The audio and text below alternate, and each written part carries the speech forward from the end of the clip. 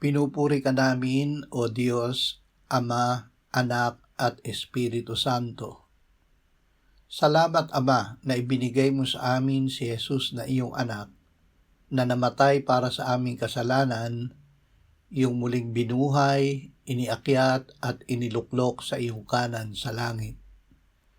Salamat na ibinigay mo sa amin ang iyong banal na Espiritu, at sa pamamagitan niya ay ibinuhos mo ang iyong pag-ibig sa aming puso.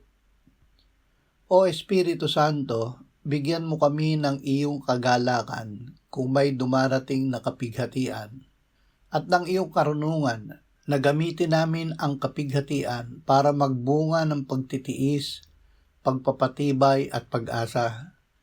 Bigyan mo kami ng katiyakan sa aming inaasahan kahit hindi namin nakikita, upang kami ay mamuhay na may pananampalataya na kalugod-lugod sa Ama.